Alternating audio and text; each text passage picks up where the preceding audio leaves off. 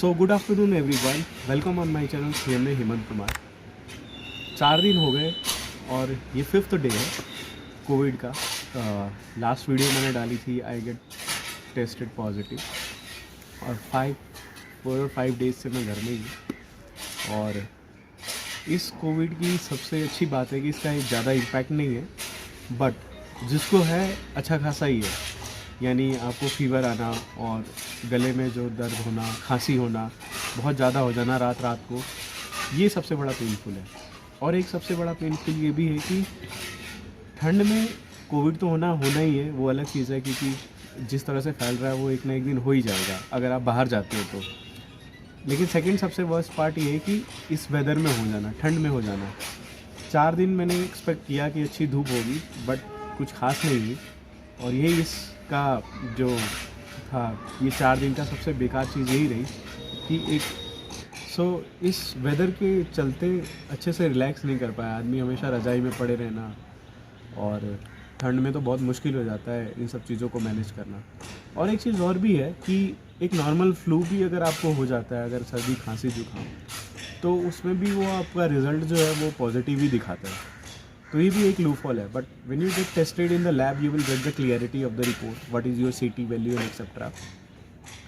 So for the clarification, I also went to the lab and tested. My CT value is more than 20, 22, 23.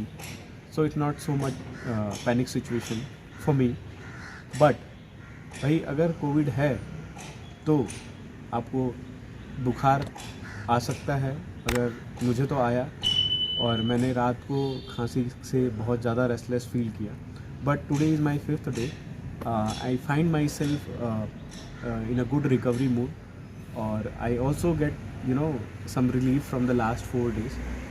So this is a very worst experience that I had ever in कि सर्दी में एक तो बीमार हो जाना एक सबसे बड़ा वर्स्ट एक्सपीरियंस, और वो भी कोविड के चलते।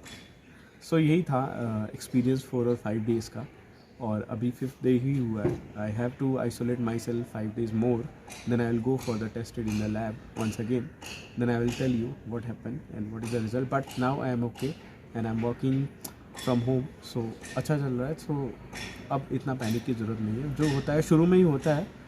हाँ, इसमें क्या है कि अगर आपको हो गया और आपको फीवर आ गया तो you can try paracetamol 3 time, और gargle which is very important, and steam which is very most important part, जो कि करना ही करना है 3 to 4 टाइम। मैंने भी किया। और गार्गल मॉर्निंग, आप आफ्टरनून और नाइट में करिए, क्योंकि खांसी जो है, अगर अपन यंग है तो अपन तो झेल जाएगा।